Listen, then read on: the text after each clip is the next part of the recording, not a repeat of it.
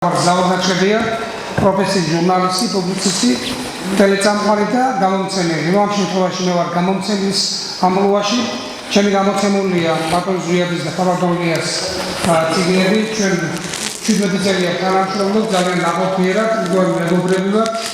მე მყავს გამორჩეული ავტორები, რომლებთანაც მუშაობა მიხარია და ნაბორცვით განსაკუთრებით თუ მე ამ ადამიანებში პოულობ ადამიანს და ნიჭიერებას უპირველესად და რაც ყველაზე მთავარია თუ არიან ქრისტიანები. ხალხოლიას წარდგენა მე მოგწესრიგას არ უნდა ჭირდებოდეს, იმიტომ რომ ეს არის ძალიან სიტყვაუხი უნიჭიერესი ხალხონი, რომელიც შემოვიდა ლიტერატურულ სივრცეში უიშვიათესი, უნიჭიერესი ლექსებით, ულამაზესი ლექსებით. ძალიან კარგი მომავალში გასანათლებლად მას როგორც პოეტს, თუმცა შემდგომ პროზაში სადაბედი და ბოლოს ესე იგი შეჭერდა პროზაზე. სალი კოლხელი, რომელიც პენსიაშია წარმოდგენილი ის გახლავთ მეშვიდე ტომი, ანუ 7 ტომეულია უკვე გამოცემული და ეს არის ნიშანდობლივ იმითაც, რომ ხალბატონ ლიას და ბატონ ზვიადს ჰყავთ 7 შვილი და ზუსტად ესე იგი აქედან იღებს სათავეს 7 ტომა სალი კოლხელის გამოცემა. მეორე წიგნი გახლავთ მისი სული ქსურთ, ქრისტე ანტიქრისტე. ბატონ ზვიადის წიგნი გახლავთ, ბატონ ზვიადი გახლავთ პროფესიით ფოლკლორისტი, პუბლიცისტი, სხვადასხვა ძალიან ორიგინალურად მოაზროვნე პუბლიცისტი. მიმართულება ძირითადად ეს არის ქრისტიანობა, მართლმადიდებლობა. ეს არის სულიერი გარაბისი. ეს არის სამაგიდო წიგნი, შეიძლება ითქვას არა მარტო მოზარდებისთვის, არამედ ამ წიგნს დიდი ინტერესით კითხულობენ მოზრდილებიც. ვისაც ჰქონდათ საშუალება გაცნობოდეთ მის წინა ტომებს, ალბათ დამეთანხმებით, რომ ეს ასევე. ხო, ბატონო. გაგიმარჯვეთ ხალხო, დიდი მადლობა. ემიგრაციაში წასულ ხალხსაც მადლობა. მინდა უსურო ხაური არ იყოს უკაცრავად. კეთილი დაბრუნება, სამუდამო დაბრუნება ჩვენ სამშობლოში ძალიან ცოტანი ვართ, ყველამ კარგად იცით. ხო და რაც თავარია ცოტანი ბევრჯერ ყოფილ ვართ, მაგრამ ქრისტიანობა ყოველთვის ხშველოდა, ყოველთვის ესე იგი ღმერთი ჩვენსკენ იყო, როდესაც ჩვენ ასეთი ამდენი ამასინათ იყო 100,000, 10-თა ბევრთან, ანუ არ არის დასათვლელი 10 იყო თუ 100 იყო, მაგრამ ესე იგი ხაცფეხი არ დაადგეს და აი ამ დონეზე ქრისტიანობა როცა ესვის ადამიანს რომ ის თავს წირავს ამისთვის ის უკვე ჩათვალეთ რომ მან შეასრულა ის მისია რის გამოც ღმერთი განკაცდა, ანუ რას ნიშნავს ეს განკაცდა, რომ ღმერთმა რა წინასწარ არ იცოდა რომ მას ჯვარს აცმევდნენ, ან ის არ იცოდა წინასწარ რომ თქვათ იმაში 60-ში გველი შეძლებოდა და საცდურს გაუკეთებდა ადამიანს და ევას. ყველაფერი გათვალისწინებული ჰქონდა, არ იცოდა ანტიქრისტე რო გამეფთებოდა და რაც დღეს ანტიქრისტეს ძალებს აქვთ დატრიალებული, მოყოლებული ათეიზმიდან და მანამდე კიდე ევროპული ლიბერალიზმი ახლა აღორძინდა და ნეოლიბერალიზმი შემოვიდა, თორემ მანამდე რაც ხდებოდა თუნდაც ხელოვნებაში და ქრისტიანულ ხელოვნებას ეხება ახლა ჩემი წიგნი პირადად და ლიასი, იმიტომ რომ გაკეთებულია ზუსტად მოთხრობა, მაგრამ ქრისტიანული წამდა უწუმ, ქრისტიანული სიტუაციები, ქრისტიანული სწავლებები, ქრისტიანული ესე ვთქვათ ზნეობრივი ნორმები აღარ გავაგრძელებ, აღარ დავარქვევ სახელს ვინ არის მასონები დავარქვათ სიმბოლურად, რასაც ახლა დიპსტეიტებს უწოდებენ რა. ანუ მთელი სახელმწიფოები მაგათ დაიპყრეს, ესენი წამოვიდნენ, ესე იგი ჯერ კიდევ მე-10 საუკუნეში იუდაიზმი მიიღეს, მე ადგილობრივი იუდაისტებს შეუერთდნენ და ერთი სიტყვით ბოლოს მივიდნენ იქამდე რომ მთელი ბანკები და მთელი სახელმწიფოები შეისყიდეს იმდენად რამდენადაც რომ არამს თუ ვალებით აიღეს ის საგრაფოები და სამეფოები, არამედ იყიდეს თლიანად ის და მათი სახელებით, მათი გვარებით, მათი მამულებით, მათი იმით ჩამოართვეს მაგალითად თვითონ გახდნენ ახლა სამყაროს ბატონ პატრონები და იმათ მოიტანეს ეს როგორც დაიწყე ლიბერალიზმი თუ ათეიზმი. ხო და ასე ეს ციგნები მოკლედ არის ორივე გაკეთებული მე ამ ქრისტიანულ ცნობიერებაზე, ქრისტიანულ სამყაროზე, ამას ვარქვევ ქრისტიანულ ხელოვნებას, ნამდვილი ხელოვნება, ნამდვილი წერილობა არის სამყარო, ხოლო ეს ჩემი პუბლიცისტური, ჩემი შთაგონებითი აზრები, რომელიც Facebook-დან ამოღებული და შემდეგ მოვიცადე ისათვის ასპოლგოროსტიკით შევაგროვებ ხალხაში დავდიოდი ეს შეშლაკების შესახებით დავიგე ინტერვიუ დელიფროლი და ნათანხმელი უნდა გავარჩიოთ ერთმანეთისაგან არ უნდა უწყობდეთ ამდენი ხნის ქრისტიანობის ხალხი რომ ესე იგი დელიფროლი კითხავებს უწოდებენ ან თაში როყავთ ჯადოქრები ახლაც ნათანხმელები როქვია და ბრელისხმელები არიან და ზოგიერთი მდელიცია ასეთი და არავინ არ აკრიტიკებს ამას თქვენს მინდა რომ იცოდეთ იმიტომ რომ ქრისტიანობას არის ეშმაკის სტატუა რა თუ მაზერებელი ქრისტიანი არ არის ადამიანი თუ არის ილასავადოს სულაცოს თუ მისი გონება მუდმივად მერთან არ არის შეერთებული ადამიანი შედება გონება სამშვილდელი აზროვნება შედება ხორციანი ისაა სულისაგან სულიერ მარტო გონებით კი არ და სულიერი გონებით და იყო დაკავშირებული და რაც პრობლემები გაქვს თუ არა გაქვს პრობლემები ეს ხო არ არის მომგებიანი ლატარია ხო არ არის რომ ამის გულისთვის იხელხალო ქრისტიანობა არ არის პრემი აუცილებლობა რომ მე სიძულსა და სიცოცხლე გაგზავნეს აბა მადლობა თუ როგორია აი დღევანდელი ჩვენი განსახილველი წარსადგენელი წიგნები ამაზე თქო ორიოდე სიტყვით შეიძლება 3-5 სიტყვით ბატონ ზელიმხარ მაგრაძეს მწერალს მე რამოდენიმეჯერ გადავდეს ეს წიგნი და რამოდენიმეჯერ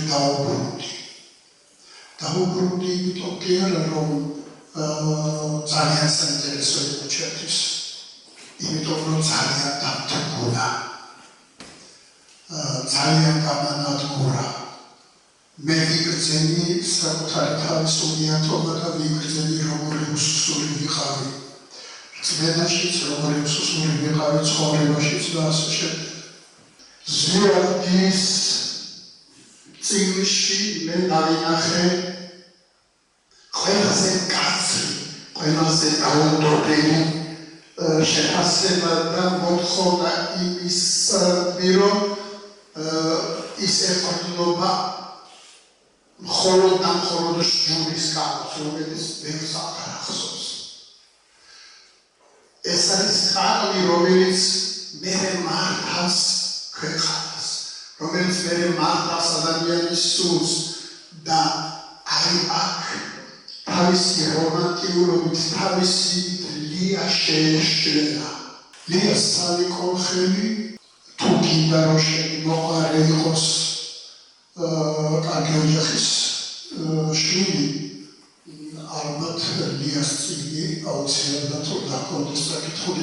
ახლა მინდა სიტყვა მივცე პროფესორ ედიშერ კელიძეს თეოლოგს ჩემთვის ყველაზე დიდი განსაკუთრებულობა აი ამ ოჯახურ მდგომარეობას უიშვიათესია ოჯახში მე ვიხსენებ სხვა ოჯახს აი ამგვარად რომ მეუღლეები ექიმებისადმი ქრისტიანული მართლმადიდებლური ოჯახი თავისი გაცნობიერებულობით და მათი ნაღვაწიც ასე გამთლიანებული ამიტომ გახდათ.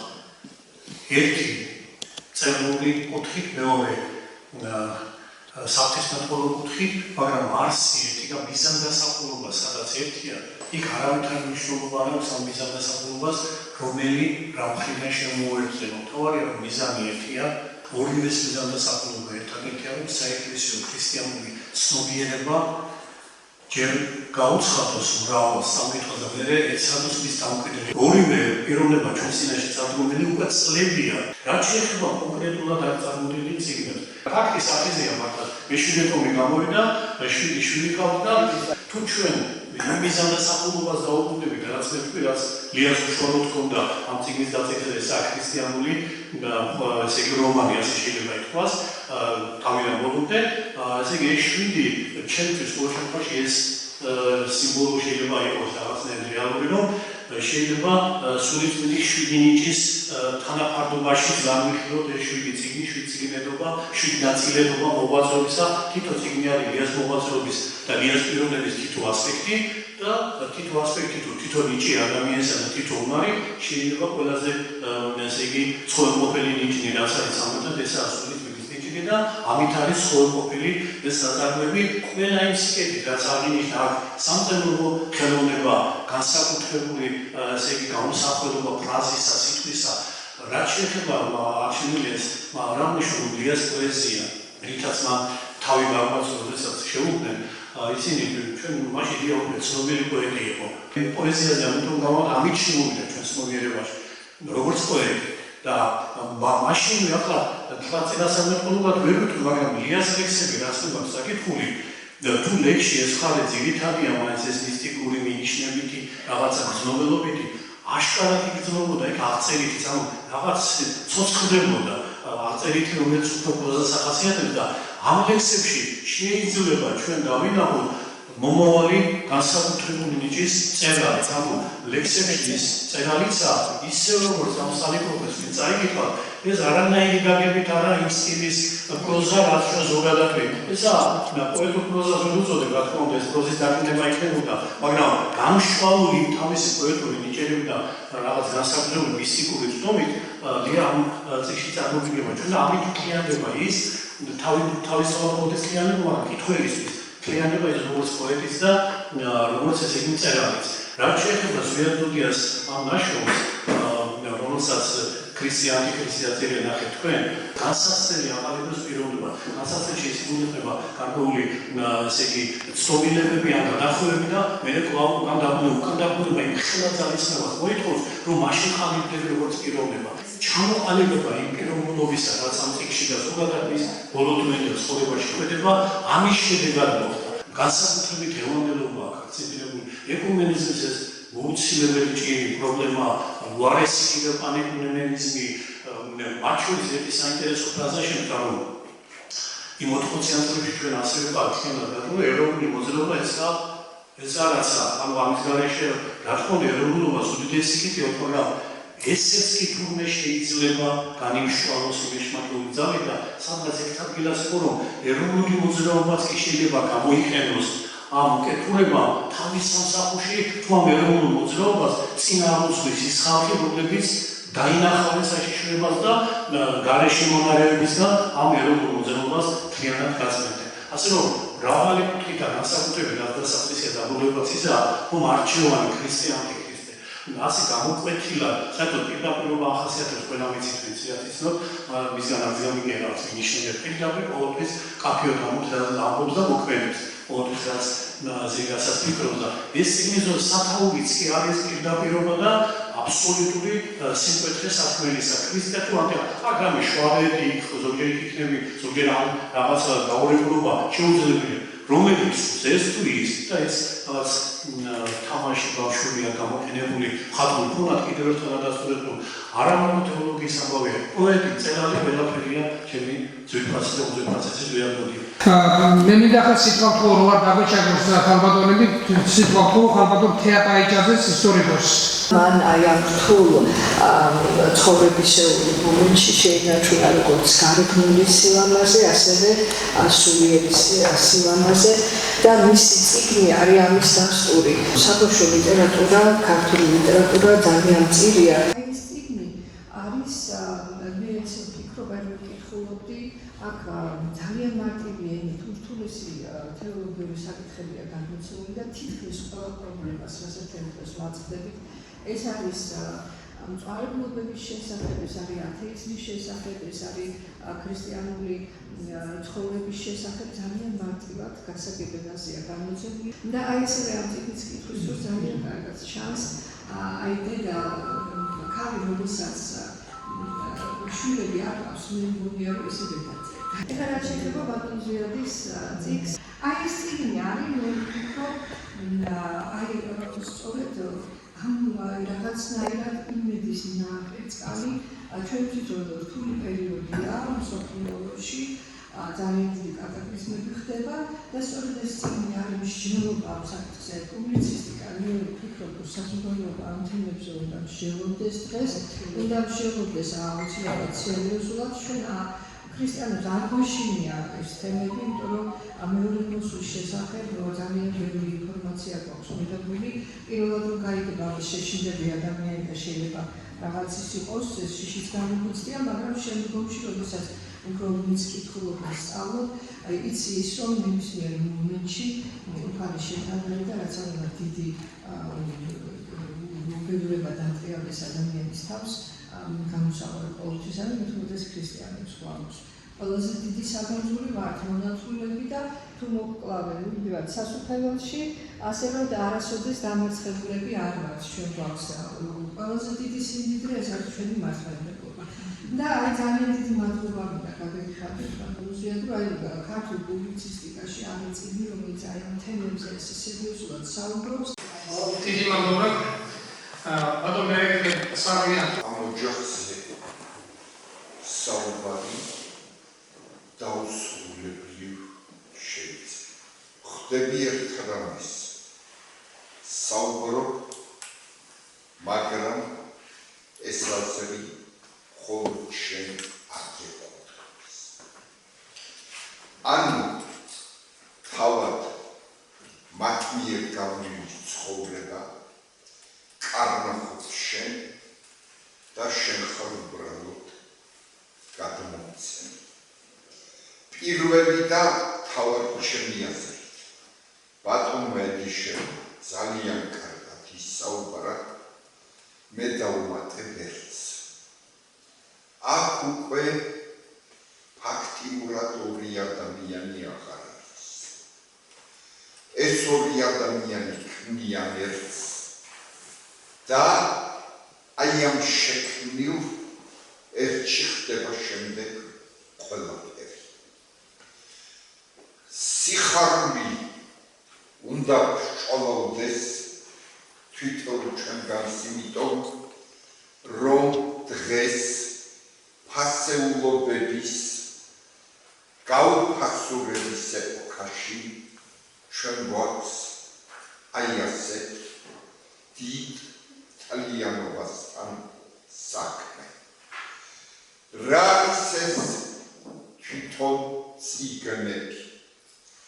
რა არის ეს უდიდესი სიმდიდრე, უდიდესი განძი, შვიდი რომ ქვია. პრობლემას ორივენი, ანუ როგორც თქვი, ერთნი ეხებიან ტკივილით და რა ეგოისტური თვითკბობით. აი ეს არის ყველაზე დიდი მადლი, ყველაზე დიდი სიკეთე. მე როდესაც ქალბატონ ლიას პირველ ლექსებს გავეცანი, უკვე აშკარა იყო, რომ არა მარტო ადამიანებთან, არამედ გარე სამყაროსეულ მოვლენებთანაც აი ამ ლექსების ავტორი თავისუფლად შედიოდა დიალოგში და კონტაქტში. მახსენდება მისი ლექსი ყანჩასადმი მიძღვნილი, ანუ აი ეს ფრინველი როგორ შეიძლება გაითავისო შენ მისი სატკივარი, მისი საწუხარი და ზოგადად ადამიანურ ასპექტში აიყვანეს ყველაფერი. რაც შეეხება ბატონ ზვიადს, მამა ცნობილი ჟურნალისტი გახდა და სხვათა შორის ჩვენი მამები კიდევაც მეგობრობდნენ ერთმანეთთან და ის პერიოდი იყო, ზვიადი უკვე დაადგა შკარად ამ გზას, რომელსაც ტაძართან მიყავს ყოველივე ჩვენგანი და მამა იყო კომუნისტის კორესპონდენტი და ცდილობს ახლა გაანათლოს ღვთისმეტყველებაში მამა. უსმინა და შვილო სუჯუნის ხატის გვერდით გავსახდენეო. აგორიце ხო პასუხი უკვე გაცემული იყო, მაგრამ აი რა სმინდა კიდე გაუსვა ხაზი რომ მე მაგალითად პირადად არ მწამს მეგობრობა ორ ადამიანს შორის თუ ისინი ყოველდღიური, ყოველწუთიერი, ყოველწამიერი ურთიერთობით ერთმანეთს არ ზრდიან. ზრდიან წიგნი, რაც ნახემე, ისეთი ენითაა დაწერილი, ბავშვსაც, ჩავქსაც, ხანდაზმულსაც შეუძლია მიიღოს იმდენი, რამდენი მიღებაც შეუძლია და მადრედიანი ენით არის დაწერილი, რასაც დღევანდელობაში ნაკლები გასავალი აქვს. მე მინდა გავიხსენო ჩვენი ახალგაზრდობიდან ერთი ფრაგმენტი, რომელიც ალბათ ყველასთვის რაღაცნაირად მისაღები და არასაკამათო იქნება. მინდა გავიხსენო 14 აპრილი ქართული ენის დღედ რო არის ახლა მიჩნეული და ეს პერიოდი ის დღე, როდესაც მთელი უნივერსიტეტიდან დაიწყო მოძრაობა და მივედით იქ, სადაც უნდა მივსულიყავით, მოვუწყოთ, რაც უნდა მოვუწყოთ და მივიღეთ ის, რაც უნდა მიგვეღო. ამის აღსანიშნავად მე წავედით ჩვენ წესათქონდა რომ რაღაც კარგს რომ მივახცევდით, უნდა აღვნიშნა ჭიქით. შევედით რესტორან საქართველოში და ჟურნალმა თქვა რომ ეს კარგია, მაგრამ ჩვენ რომ ზეიმობთ ამ დღეს რომ წავედით რომ ფაცმინდაზე და წერილს მეუწუწ რამდენი დღეა და აი ედიშერიც იყო ჟიარდი იყო ცვანებული ნატარგრიგალაშვილი თამაზი დაძაბვა და კიდევ შევი რამდენი ერთი 10-12 კაცი იყავით და რამე ავედით დაგეგმილი და მე გადავედით გალავანზე სანთლები ავთეთ და აქედან რატომ მინდა იცი რა ვთქვა კი ბატონო ჟიარდოს და ლიაც რომე აი ქრისტიანობის მოღვაწე ადამიანები თავიანთი არის შემოხმედებით, მაგრამ ჩვენები ეროვნული ენის ცხოვრებისეული ფრაგმენტები ძალიან ლამაზი აქვს და როგორც ოჯახია ლამაზი, ასევე ლამაზად იცხოვრებს და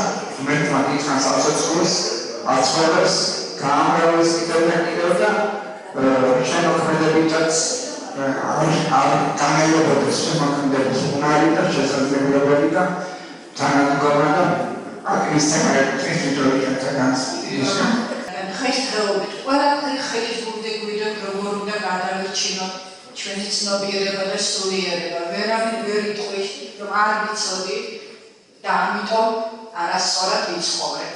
ყველაფერი წინ როგორც პატრონ მედიშერმა თქვა 7 მსოფლიო კრებების სახით ყველა კანონი, ყველა გეზი, ყველა აუცილებელი მინიშნება რომ ადამიანმა როგორ უნდა იცხოვროს ხელის ბურთი. ახლა არჩევანი ჩვენია როგორ ვიცხოვროთ. როაის სასწავლებლად კაბინეტ დიდი მადლობა მინდა გითხრათ მოგზაურებისთვის საინტერესო საუბრებისთვის, გამოშვებისთვის, განსაკუთრებით მადლობას ვუხდი შეფასებისთვის, ობიექტურად შეფასებისთვის ჩვენი ავტორების რომ დავფიქრდი ჩემი საგამოცდო პრაქტიკის განმავლობაში მაქვს ძალიან ბევრი წიგნი გამოცემული 1000-ობით. შეგვიძლია ასეულობით ავტორს და ყოველთვის მიხარია როცა ღირებულ წიგნს გამოცე. ერთად ვიქრამახებულ ყოველთვის რაც გამომიცია გამოსაცემი იყო და ამის საგერობას მოუტანდა ის კითხვას.